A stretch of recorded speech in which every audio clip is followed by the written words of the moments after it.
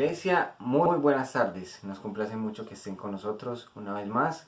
Somos la Iglesia Cristiana El Redil de Itagüí, para los que no nos conocen, las personas que nos ven por primera vez. Y vamos a empezar este servicio dominical leyendo Juan capítulo 14 del 5 al 6. Lo voy a leer para ustedes.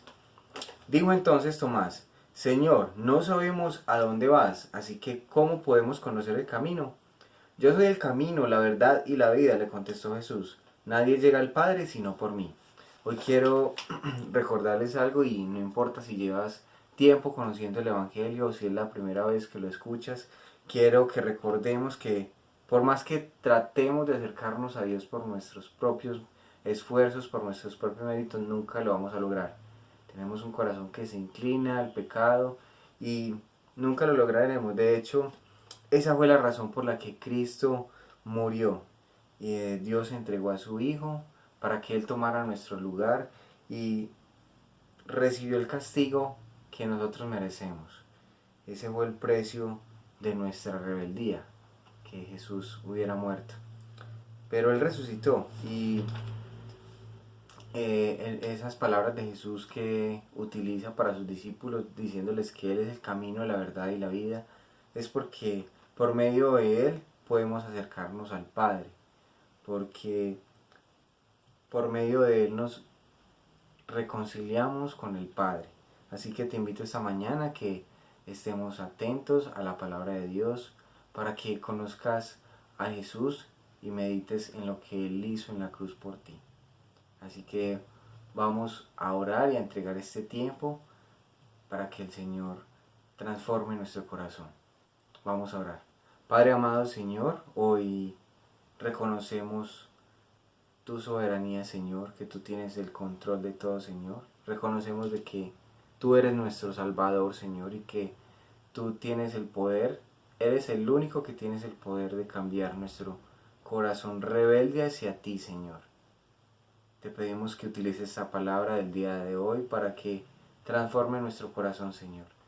Quita cualquier distracción que pueda haber en nuestra vida, Señor, para estar atentos a ti, Señor, a escuchar tu voz. En Cristo Jesús, amén.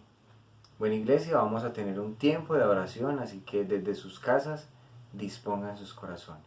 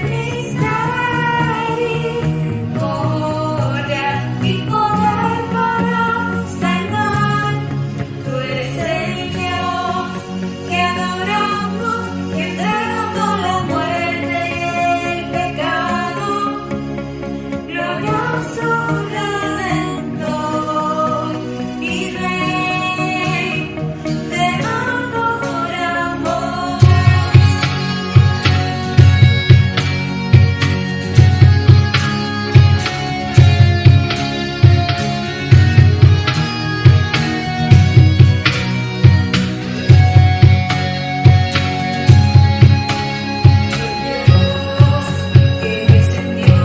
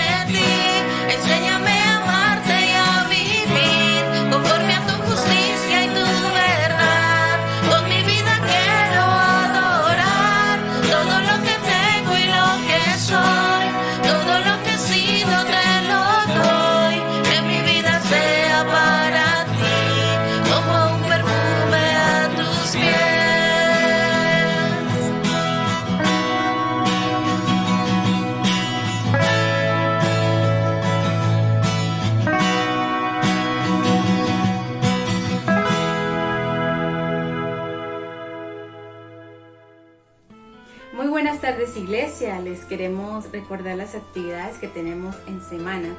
En estos momentos tan difíciles que se está viviendo como país y la crisis humanitaria que hay en el resto del mundo, es necesario que nos reunamos a clamar y orar unos por otros para fortalecernos. Nuestro tiempo de oración los tenemos los días martes a las 8 de la noche, los días jueves a las 7 de la mañana por vía Zoom y los sábados a las 8 de la mañana hasta las 11 por WhatsApp. También tenemos tiempo de comunión y estudio de la palabra con los grupos de vida. Es un tiempo edificante. Si deseas participar en alguna de estas actividades, escríbenos a los números que aparecen en pantalla. Asimismo, les animo a que sigamos trabajando con la generosidad y ayudando a las personas que en este momento se les dificulta conseguir un empleo. Si deseas aportar una ayuda o deseas ofrendar o diezmar, puedes hacerlo por el número de cuenta que aparece en pantalla. Es la cuenta del Redil Estadio. Por favor, si haces la transacción bancaria o por la aplicación o envías el comprobante del número de teléfono que también aparece en pantalla. Recordemos que no solo podemos dar algo monetario, también podemos llamar a un hermano y darle palabras de ánimo y recordarle las bondades de Dios, decirle que cuentan con nuestras oraciones. No siempre podemos ayudar económicamente, también podemos hacerlo a través de la oración. Recuerden que tenemos una guía de estudio basado en la serie de predicaciones que se está desarrollando en este momento, La Mesa. Una excelente guía para estudiar y profundizar el texto. Lo puedes descargar en la caja de comentarios de este video. Asimismo, les recuerdo que ya está el video para los pequeños de la casa, el Redil Junior. Bendiciones.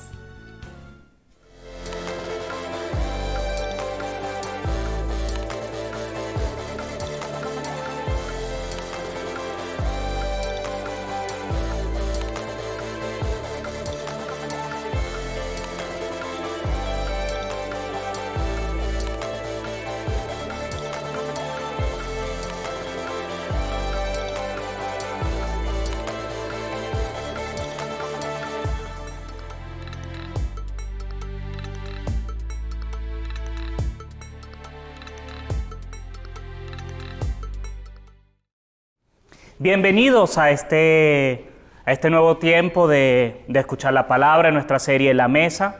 Hoy estamos ya en nuestra cuarta entrega, nuestro cuarto pasaje en este recorrido de las conversaciones de Jesús con sus discípulos. Y quería contarles algo. Hace unos meses vi una película de guerra. Y es interesante, es una película de guerra, me encantan las películas de guerra, y esta es una película de guerra sobre la aviación, otro tema que me encanta mucho. Pero lo interesante de esta película es que está ambientada en la Primera Guerra Mundial. Y fue en la Primera Guerra Mundial donde apareció la aviación de combate. Esta película trata de uno de los ases, de uno de los héroes de la aviación más famosos de la historia, el Barón Rojo. A él lo tocó combatir en un tiempo en el que el combate aéreo era muy diferente a lo que tú puedas pensar que es hoy. En ese tiempo no habían radares, no habían misiles guiados, no habían computadores de vuelo, no habían cascos. Los aviones eran casi que artesanales, hechos básicamente de madera y tela, y volaban en unas condiciones precarias. No tenían protección de una cabina sellada, aislada, con oxígeno. Eran unas condiciones de combate muy básicas. Y ahí surgió este piloto. Pero lo que me interesó más de esta película fue la trama, fue cómo desarrollan una realidad que vivió este famoso aviador alemán. Y es que al comienzo de la película él tenía unas ideas muy idealistas de lo que era la guerra. Él tenía ideas de que era una lucha de caballeros y se lo tomaba muy a la ligera, el honor. Bueno, muy romántica la idea de la guerra. Hasta que conoce a una mujer y esa mujer, que es una enfermera, lo empieza a llevar a la realidad de lo que era el frente de batalla, de lo que era la guerra en trincheras. La Primera Guerra Mundial es considerada una de las guerras más atroces y espeluznantes que ha habido en toda la historia, porque se desarrolló en condiciones inhumanas y se experimentaron armas totalmente nuevas y cambió la manera en la que la gente se mata entre sí.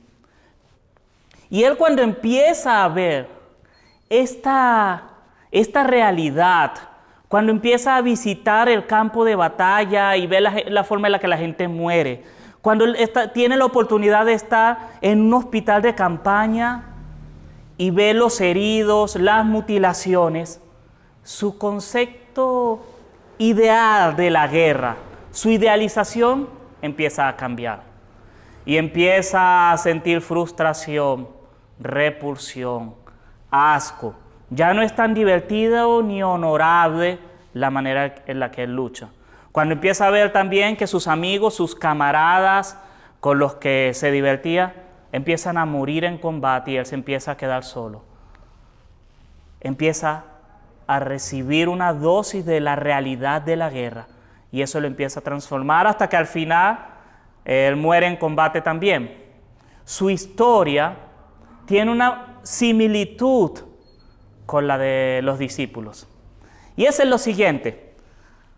Al igual que al varón rojo, cuando empezó a ver la realidad de la guerra y se le empezó a caer el mundo que él había construido con sus ideales, al igual que a él, a los discípulos se les empieza a venir abajo esa visión que ellos tenían de caminar con Jesús, de caminar con el reino, de pensar en el reino, y empiezan a entrar en una crisis. Eso es lo que ha venido pasando desde el comienzo de este relato. Cuando ellos llegan y se reúnen para la cena y ellos han estado pensando en su autoridad, jerarquía, y Jesús viene y les lava los pies. Y luego empieza a hablar de que uno los va a traicionar. Y luego empieza a hablar de que el otro, el que ellos consideran el jefe, va a negar. Y empieza a haber tristeza y empieza una crisis. El capítulo de hoy trata de la realidad cuando nuestra fe empieza a volverse real, verdadera, y por eso se empieza a tambalear nuestro mundo y entramos en una crisis y perdemos el camino. Creíamos que íbamos bien, pero perdemos el camino y ahora necesitamos un nuevo camino porque estamos en crisis. Quiero invitarte a que abras tu Biblia en Juan capítulo 14 y vamos a leer los versos del 1 al 14 de Juan 14, donde vamos a ver cómo ese mundo tan bien elaborado que tenían los discípulos, esas imágenes claras de lo que ellos creían que debía ser el Mesías, de lo que debía ser el reino, de lo que eran sus roles, empieza a resquebrajarse. Y lo que para ellos era un camino claro empieza ahora a volverse desconocido. Y entra en el miedo, entra la duda, entra la angustia. Juan capítulo 14, del 1 en adelante, dice así: no se angustien, confíen en Dios y confíen también en mí. En el hogar de mi Padre hay muchas viviendas. Si no fuera así, ya se lo habría dicho a ustedes. Voy a prepararles un lugar, y si me voy y se lo preparo, vendré para llevármelos conmigo. Así ustedes estarán donde yo esté. Ustedes ya conocen el camino para ir a donde yo voy. Dijo entonces Tomás: Señor, no sabemos a dónde vas, así que ¿cómo podemos conocer el camino? Yo soy el camino, la verdad y la vida, le contestó Jesús. Nadie llega al Padre sino por mí. Si ustedes realmente me conocieran, conocerían también a mi Padre, y ya desde este momento lo conocen y lo han visto. Señor, dijo Felipe, muéstranos al Padre y con eso nos basta. Pero Felipe, ¿tanto tiempo llevo ya entre ustedes y todavía no me conoces? El que me ha visto a mí, ha visto al Padre. ¿Cómo puedes decirme, muéstranos al Padre? ¿Acaso no crees que yo estoy en el Padre y que el Padre está en mí? Las palabras que yo les comunico no las hablo como cosa mía, sino que es el Padre que está en mí el que realiza sus obras. Créanme cuando les digo que yo estoy en el Padre y que el Padre está en mí. O al menos, créanme por las obras mismas. Ciertamente les aseguro que el que cree en mí, las obras que yo hago, también él las hará. y aún las hará mayores, porque yo vuelvo al Padre. Cualquier cosa que ustedes pidan en mi nombre, yo la haré, así será glorificado el Padre en el Hijo. Lo que pidan en mi nombre, yo lo haré. Vamos a orar. Padre, gracias por esta palabra, Señor, porque tú nos dejas, Señor, palabra de vida que nos puede guiar, que nos puede mostrar un camino para seguir adelante y para avanzar en la fe, para crecer en el Evangelio, Señor. Te pido, Señor, que este tiempo pueda ser un tiempo en el que nuestros corazones puedan ser atrapados por tu palabra, Señor, y llevados a la verdad. Por favor, Señor, convéncenos. Convéncenos de aquello que necesitamos ser convencidos. Cautiva nuestra atención para que no nos distraigamos en aquellas cosas en las que habitualmente nos distraemos. Porque necesitamos, Señor, necesitamos oír tu palabra para poder crecer, para avanzar en la fe. Háblanos, Señor, te lo pido en tu nombre santo. Amén, Señor. Amén. Aquí están los discípulos. Las cosas parece que se les están saliendo de control. Ellos empiezan ya a sospechar que Jesús está hablando de la muerte. De hecho, el capítulo 14, toda esta sección, toma la forma de un típico discurso de despedida que haría un rabino, un judío, a la hora de hablarle a sus discípulos, justo antes de irse a un viaje largo o tal vez morir en el tiempo de su retiro. Así que ellos ya empiezan a sospechar que Jesús está hablando de la muerte. Pero hay otras cosas que les empiezan a ellos a tambaleárseles, a cuestionárseles, a chocar, empiezan a entrar en una crisis de fe. Y son esas cosas que han surgido sobre traición, sobre muerte, la tristeza que ven en Jesús y que ahora está en ellos. Porque este pasaje es claro, Jesús reconoce y les habla, no estén tristes. Así que evidentemente ellos ya estaban empezando a sentirse también afectados emocionalmente. Y yo podría decir que están viviendo es algo que a todos nos ha pasado. Y es que hay momentos en los que la realidad nos empieza a golpear tan duro que rompe todos nuestros ideales y quedamos desorientados.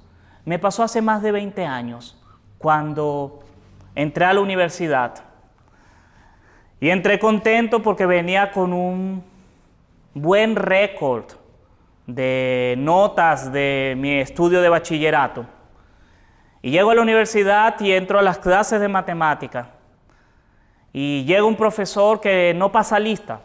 A él no le interesa si yo entro o no, o si estoy prestando atención o no. Y empieza a llenar el tablero con derivadas, ecuaciones, gráficas, y habla y llena de información, y luego termina la hora, agarra y se va. Y uno queda, ¿qué pasó aquí? Y luego vienen los primeros parciales y sacas mala nota. Pero el profesor no se preocupa por ti. No viene y dice, Wilcar, sacaste mala nota, pasó algo, no llaman a mis representantes. Y ese mundo de lo que era la educación, que iba a ser alguien que iba a estar pendiente de ti, se viene abajo y uno se encuentra solo. Y mucha gente, al chocar con eso, decidió que quizás ingeniería no era una buena carrera y mejor me voy a estudiar otra cosa. Y solo unos pocos no sé si es una mezcla de miedo a cambiar o mucha testarudez, no sé, seguimos adelante. Pero también quizás te ha pasado a ti que llegaste a la ciudad y dijiste, en Medellín todo va a ser diferente. En Medellín hay oportunidad de trabajo. En Medellín voy a poder cuidar a mi familia. Y no has conseguido trabajo. Y la gente no es tan buena como tú creías que era. Y la gente no es tan solidaria como tú creíste que era. Y las oportunidades no son tan fáciles de conseguir porque no tienes la rosca o no tienes todas las habilidades o no estás dispuesto a rebajarte de alguna u otra manera para conseguirlo. Y empiezas a decir, esto no es lo que yo me esperaba.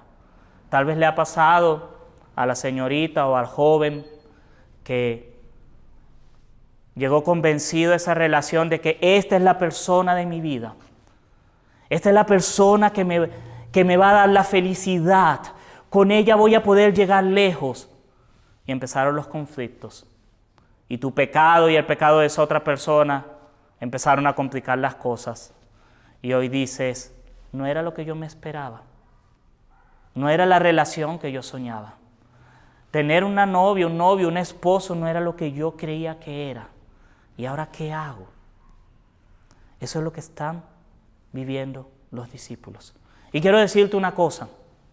Jesús lo sabe. Jesús sabe que están entrando en esa crisis. Jesús sabe, y de hecho, Él lo va a buscar que ocurra, que la fe te lleve a una crisis de tal magnitud en la que todos los caminos que tú te imaginaste se pierdan y solo puedas salir confiando en Él. Déjame decírtelo de nuevo. Jesucristo te va a llevar a una crisis de la que solo podrás salir poniendo toda su fe en Él, en más ninguna cosa. Tal vez lo has experimentado ya, o lo estás experimentando en este momento, o lo vas a experimentar. Llegaste a la iglesia y dijiste, wow, este es el lugar, esta gente canta bonito, esta gente es hermosa. Y empiezas a ver que somos pecadores, que entre nosotros hay gente que miente, que entre nosotros hay gente que se equivoca, que entre nosotros hay gente que tiene mal humor. Y empiezas a decir, wow, la iglesia no es exactamente lo que yo esperaba. Y te voy a decir que Jesús te quiere llevar allá. Quiere llevarte a ese momento en el que, si tú creías que la iglesia era un lugar de felicidad siempre, constante y en ascenso, no lo es. Van a haber momentos de dolor. Que si tú creías que vivir el evangelio era ir victoria en victoria y prosperidad, no lo es. Y Jesús te va a llevar allá. Es por eso que es importante que prestes atención a lo que está pasando aquí. Porque aquí quizás, si tu mundo se está derrumbando de alguna manera, laboral, familiar, espiritual, quizás aquí puedas entender cuál es el camino para salir de esa crisis. Y eso es lo que ocurre aquí. Ya Judas ha salido y Jesús les empieza a dar una serie de declaraciones que son a la vez despedida y palabra de afirmación para los discípulos. Y que están enfocadas en decirles, miren, el mundo se les está viniendo abajo. Yo lo sé y yo tengo la manera y conozco el camino para que tú puedas salir. Pero solo vas a poder salir si prestas atención y empiezas a caminar en la dirección que yo quiero que tú camines. Te invito a que mires en detalle algunas cosas que este pasaje nos dice sobre esto. Recordando entonces, como marco general, que Jesús te va a llevar a una crisis de la que solo puedes salir poniendo tu fe en Él. Y toda esta historia comienza con el llamado que Jesús hace a la fe. En los primeros versos, en los versos 1 al 4, Jesús declara, no se angustien, confíen en Dios y confíen también en mí. Y continúa diciendo, en la casa de mi Padre hay muchas viviendas, hay muchas moradas, traducen algunos. Perdón. Y termina diciéndole, ustedes conocen el camino para donde yo voy. Esa es la invitación de la fe. Jesús está siendo claro. Les está diciendo, hay un lugar y yo se los estoy preparando. Pero lo más importante es cómo comienzan. Este pasaje hay muchas maneras de traducirlo, pero la más la que más se acerca a la idea original es cuando lo traduces como un imperativo. Crean, creed. Jesús no les está dando una sugerencia, no les está dando solo una información, literalmente les está dando la orden. Crean en mí, confía en mí. Ese es un imperativo. Ese es el imperativo que tú debes empezar a obedecer. El llamado del Evangelio es claro. Arrepiéntete de tus pecados. Jesús lo ha estado anunciando desde que comenzó su ministerio, invitando a la gente a síganme, sean seguidores míos. No hay una opción de probar, no hay un evangelio demo en el que yo veo qué tal funciona, a ver si lo adquiero. Te metes en él o no entras. ¿Obedeces a Dios o no lo obedeces?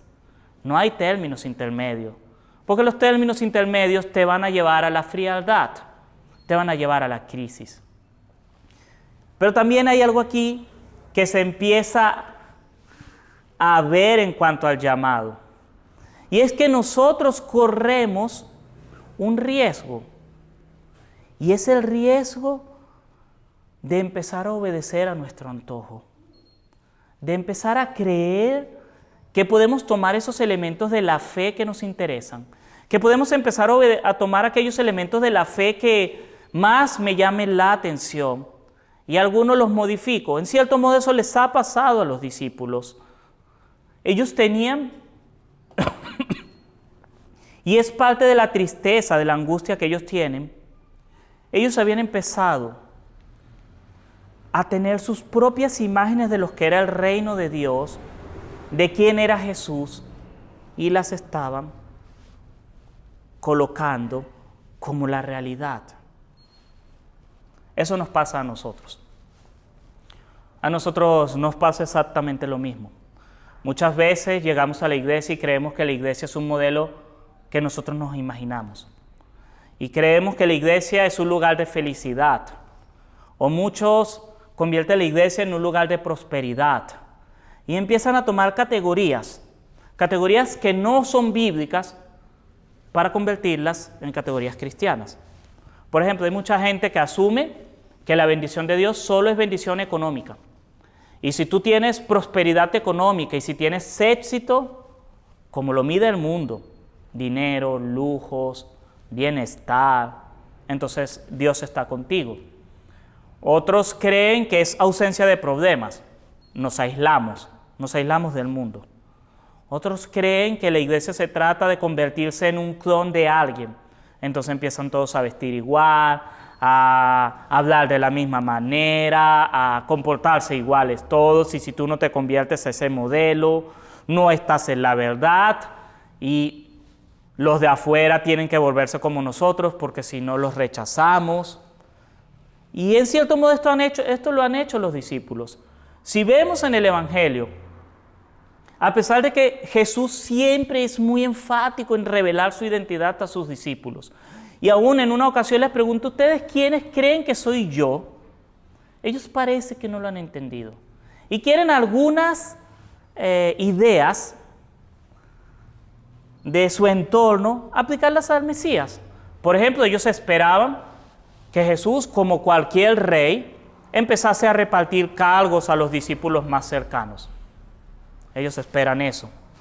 Otros esperan que Jesús iba a ser un revolucionario político.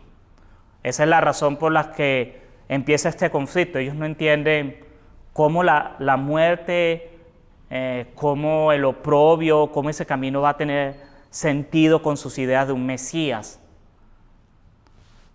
Nosotros podemos caer en ese error. Así que es importante reconocer el llamado a la fe y reconocerlo con fidelidad. Y cuando tú empiezas a caminar en esa fidelidad, lo que va a pasar es justo lo que ocurre después.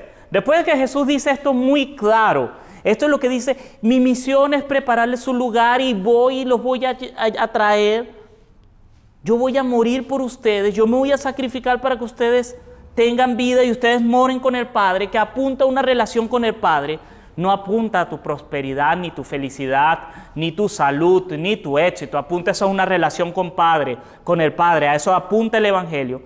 Después de que ellos ven eso y empiezan a ver esa realidad y empiezan a ver que Jesús lo está cumpliendo, porque se está despidiendo y va a dar el paso del sacrificio, ellos entran en crisis. Y es lo que ocurre en los versos siguientes, los versos que van del 5 al 10. Hay una pregunta que hace Tomás: Señor, no sabemos a dónde vas, ¿cómo vamos a conocer el camino? Y ahí Jesús dice uno de sus grandes: yo soy el camino, la verdad y la vida, le contesta Jesús. Nadie llega al Padre sino por mí. Y luego Felipe dice: Señor, muéstranos al Padre y con eso nos basta. Y Jesús otra vez: pero Felipe, tanto tiempo llevo entre ustedes y todavía no me conoces. Y ahí ese es el punto donde se empieza a derrumbar la realidad. Ese es el punto donde tú creías que la iglesia iba a ser todo un camino de rosas al cielo, de éxito, y se iba a ser un camino de prosperidad, y más nunca te ibas a enfermar, y más nunca ibas a estar desempleado, y te iban a pagar muchísimo dinero por cualquier cosa, ibas a ser feliz, y tus hijos te iban a obedecer porque ibas a la iglesia. Y no está pasando. Y empiezas a chocar y empiezas a entrar en una crisis de fe. Pero recuerda, Jesús lo sabe. Y Jesús te está llevando a esa crisis para que empieces a confiar plenamente en Él. Lo que está pasando aquí es que entre lo que cree Tomás y lo que cree Felipe y seguramente los demás discípulos y lo que es el reino de Dios y lo que está haciendo Jesucristo hay una brecha. Y esa brecha son nuestras suposiciones. Y esa brecha es el que cree, y lo he oído muchísimo de muchas personas, es que yo creí que si yo oraba Dios me iba a contestar. La Biblia nos dice que Dios está obligado a contestar tus oraciones. De hecho, Dios no está obligado a complacerte. Si Él te da es por gracia. La Biblia nos dice que vamos a ser felices en esta tierra. Lo que sí dice es lo que aquí Jesús les dice a sus discípulos: Él prepara una morada con el Padre. Y ahí sí vas a ser realmente feliz. Tomás y Felipe empiezan a tener una brecha. Y quizás este es el momento en el que tú empieces a pensar qué tan grande es esa brecha en tu vida. ¿De dónde estás sacando los conceptos de lo que es la iglesia, de lo que es Dios, de lo que es Jesús? ¿De estudiar las Escrituras o de tus emociones? Porque mucha gente dice: yo no creo en Dios porque Dios debería ser bueno. O yo no creo en Dios porque Dios debería ser amoroso. Pero están hablando sobre lo que ellos creen que debería ser Dios. No están estudiando las Escrituras para conocer a Dios. Y mucha gente quiere que la iglesia sea lo que les dé a ellos bienestar y no lo que la Biblia dice que debe ser la iglesia. Mientras tú no empieces a entrar en las Escrituras, a estudiarla y a vivir la fe como la Biblia nos dice que la debemos vivir, esa brecha va a ser grande. Y cuando empiece Jesús a mover tu mundo, vas a estar más y más desorientado. Y ahí es cuando vas a tener que tomar la decisión de elegir la fe. Y miren, aquí el problema no es que los discípulos no saben de qué está hablando Jesús. Jesús se los ha dicho, se los ha repetido. El Evangelio de Juan está lleno de los yo soy. Y todo eso yo soy apuntan a que Él es Dios. El problema no es de la cantidad ni la calidad de la información, sino cómo estás dejando que esa información te transforme. Les voy a decir algunas citas. Juan 5:19, Juan 20, Juan 5:20, Juan 5:36, Juan 6:46, Juan 7:33, Juan 8:19, Juan 10:38, Juan 11:25, Juan 12:45. Son partes de discursos en todo el Evangelio de Juan, en los que Jesús afirma algunas de las cosas que ella estaba diciendo. Ahí dice yo soy, ahí dice yo hago las obras de mi Padre, el Padre y yo somos uno, Yo tengo una misión. Esto no es una información nueva. Los discípulos ya la sabían. El problema nuevamente es que la están interpretando de una manera favorable a ellas. Esa es la misma historia cuando tú tomas la declaración Dios es amor y te engañas diciéndote que como Dios es amor, Dios te debe aceptar tal como tú eres, sin que tú necesites cambiar, sin que tú necesites arrepentirte. Y como Él es amor, Él te debe conceder todo lo que tú quieres. Y confundes esa declaración de un Dios que es amor, amor extremo, con un Dios que es complaciente para ti. Y tomas la realidad de, el Señor dice que que somos sus hijos, entonces yo soy un hijo malcriado y Dios debe darme todo lo que yo quiero y yo le impongo a él condiciones. No se trata de la cantidad ni la calidad de información, sino que la interpretes a la luz de las Escrituras. Esa es la crisis de fe. Ese es el momento en el que ellos empiezan a ver que esa brecha que los separaba y esos Tomás y esos Felipes dentro de la iglesia son esas personas que creían algo basado en su cultura, basado en su educación, basado en sus prejuicios, que debía ser la iglesia. Y cuando empiezan a experimentarla en su cruda realidad, que la iglesia es un lugar de pecadores que estamos siendo transformados por Jesucristo, que la iglesia va a saber traición, que la iglesia va a saber personas que decepcionan, que en la iglesia van a pasar cosas malas, que a los creyentes fieles les pasan cosas malas. Cuando empiezas a ver eso, estás llegando a ese punto de crisis en la que pierdes el camino y solo te puedes salvar poniendo toda tu fe en Jesús. Y eso es lo que Jesús les dice en los versos 11 al 14. Él les empieza diciendo, nuevamente vuelve otra vez a llamarle la atención. ¡Ey! Crean en mí. Cuando les digo que yo estoy en el Padre y el Padre está en mí, o al menos créanme por las obras mismas. Ciertamente les aseguro que el que cree en mí, las obras que yo hago también Él las hará. Y aún las hará mayores, porque yo vuelvo al Padre. Cualquier cosa que ustedes pidan en mi nombre, yo la haré. Así será glorificado el Padre en el Hijo. Lo que pidan en mi nombre, yo lo haré. Y Él les está diciendo, ey, no se pierdan en sus presuposiciones. Miren el camino, y ese camino soy yo. Enfóquense, crean. Es lo único que te va a salvar de perderte en medio de toda esa crisis de fe existencial. Confía en que Él es el camino. Y hay tres cositas en las que Él llama aquí, en ese llamado a obedecer, a enfocarse en esto. Y es, recuerden, yo tengo un plan. Como les dije al principio, antes de que Felipe y Tomás empezasen a hacer preguntas, yo tengo un plan. Ese plan lo he tenido desde la eternidad. Ese plan es el plan de redención. No ha habido otro, no había otra opción. Ese siempre ha sido el plan.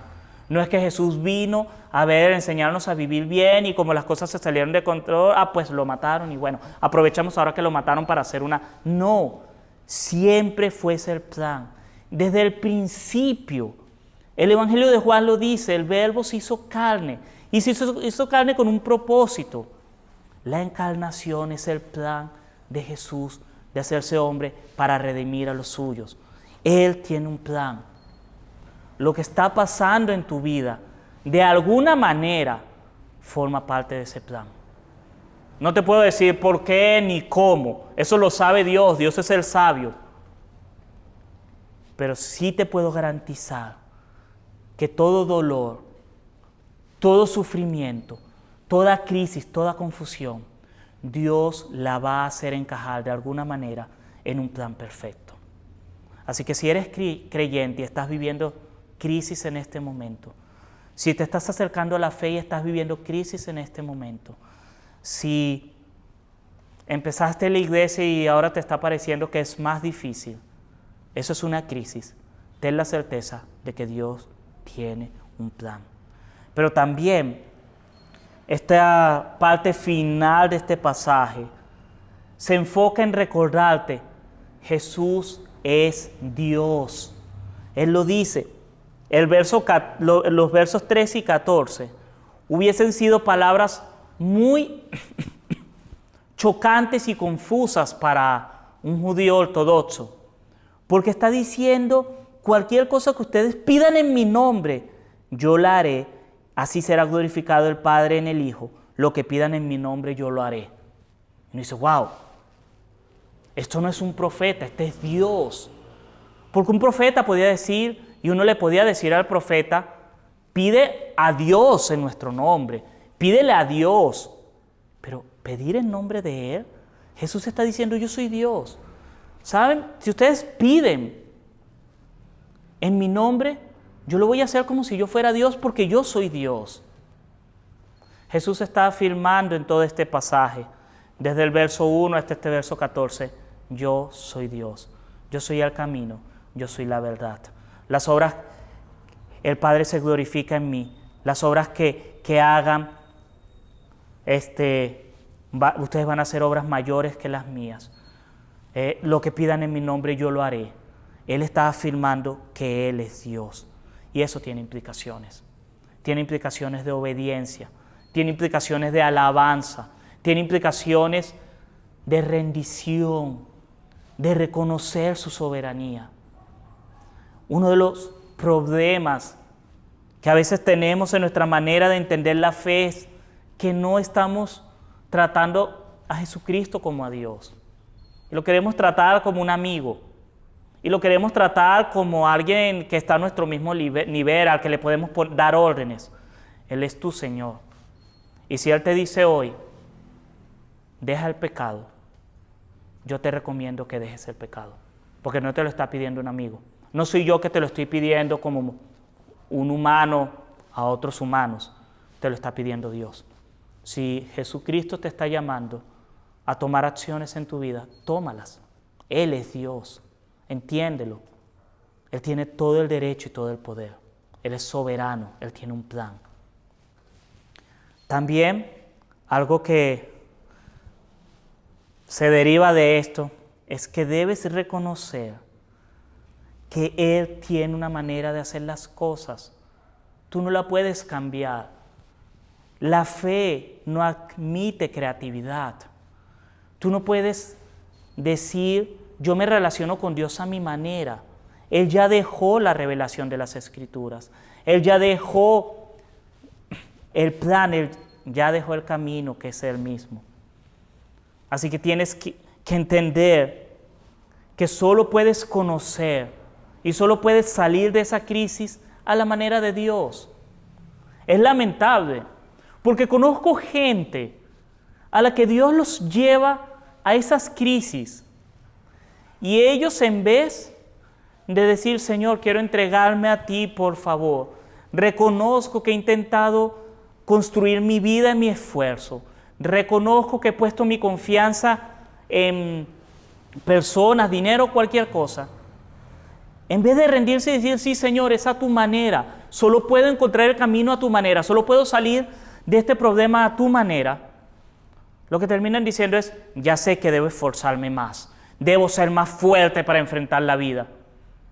Y va a venir otra crisis, y otra, y otra, y otra, y otra, y otra. Porque solo vas a tener una manera de relacionarte con Dios, y esa es su manera. Él es el camino. Él no dijo, yo soy un camino. Él es el camino, la verdad y la vida. Préstale atención a eso. Cuando estés en una crisis, date cuenta que la única manera, vuélvete a Jesús.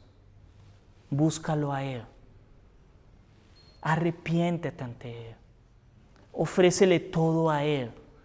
Él es el camino. Así que quiero terminar proponiéndote una aplicación con 3 palabras. Una aplicación en la que puedas entender un poquito más dónde te puedes parar y hacia dónde puedes avanzar en tu relación con Jesús.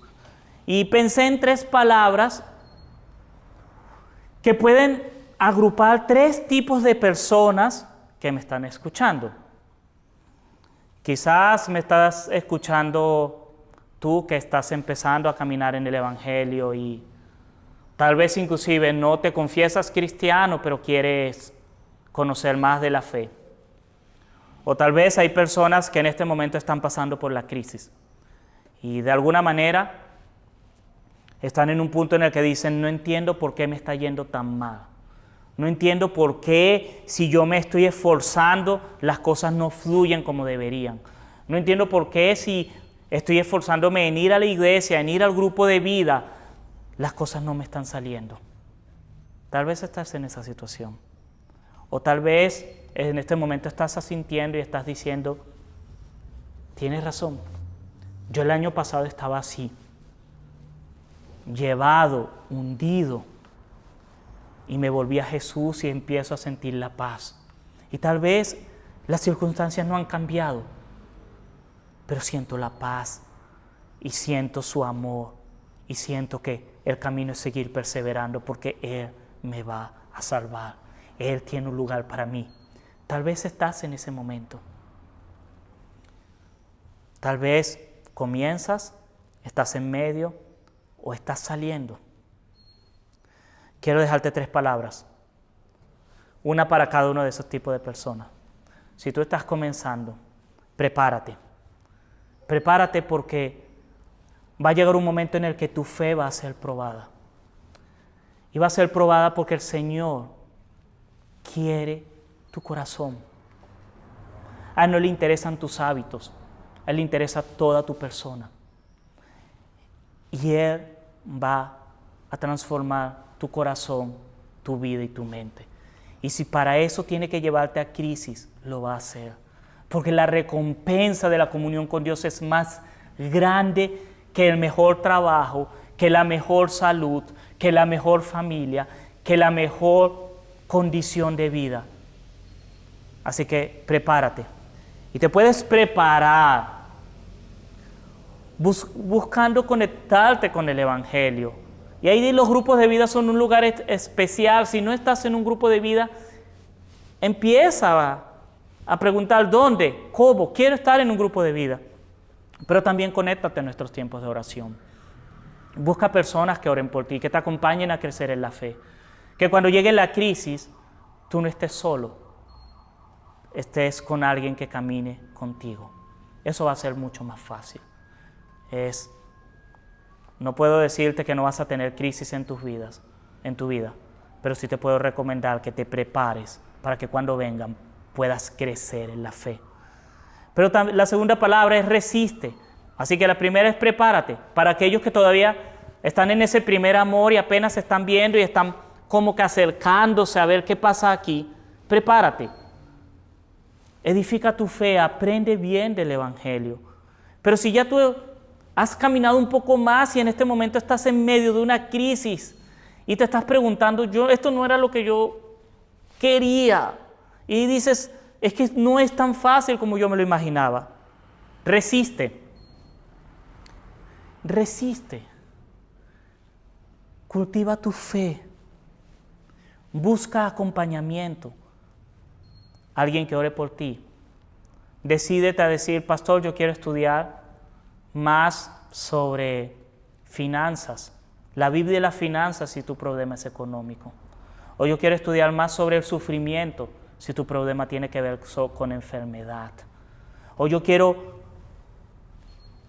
estudiar sobre obediencia, sobre mi rol como siervo, porque siento que estoy peleando y estoy decepcionándome porque no puedo servir o porque me están hiriendo. Acércate a mí. Podemos hablar y yo te podría recomendar a alguien que te acompañe o yo mismo, si es el caso, te puedo acompañar a crecer y a caminar en medio de la prueba. No tienes que caminar solo, puedes caminar acompañado. Resiste, porque al final Él va a volver y te va a preparar una morada. Y en tercer lugar, edifica. Así que tenemos prepárate, resiste y edifica. Si tú has salido de pruebas y puedes dar testimonio de que es verdad, Él me acompaña en medio de la prueba, es verdad, yo tengo que renunciar y obedecerle, yo tengo que aferrarme a la fe. Edifica. Y digo edifica por 2 razones. Porque no fue la única prueba, vendrán otras pruebas. Nuestra vida se irá purificando y perfeccionando, es parte de lo que el Señor nos habla. Él va a perfeccionar la obra de nosotros. No seamos ingenuos creyendo que solo una sola prueba y listo, ya todo va a marchar sobre ruedas. A veces no. Y quizás lo has experimentado. Tu situación no cambió, lo que cambió fue tu corazón, que al final es lo que Dios quiere transformar. Así que edifica. Y otra vez también te digo, conéctate, grupos de vida, pero también de un paso más y busca a aquel que necesita prepararse o aquel que está resistiendo y acompáñalo. Acompáñalo en desarrollar y caminar en la fe.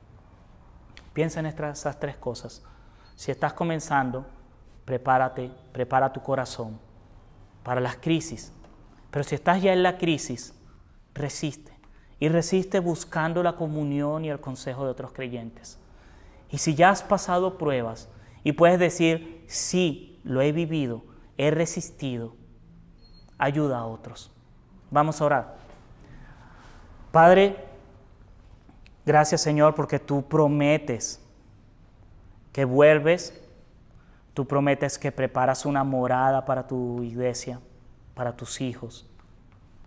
Y todo eso apunta, Señor, a que tú quieres que tengamos comunión contigo, comunión con el Padre, comunión en el Espíritu Santo.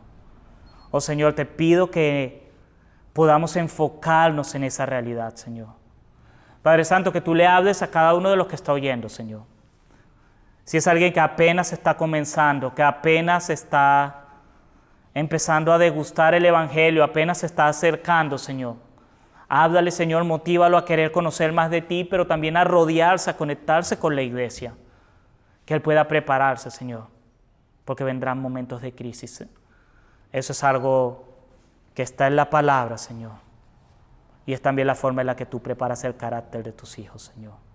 Pero también a aquellos, Señor, a ese grupo tan grande, Señor, que hoy está sufriendo dentro de la iglesia, por enfermedad, por tantas cosas, Señor. Ayúdales a resistir, Señor.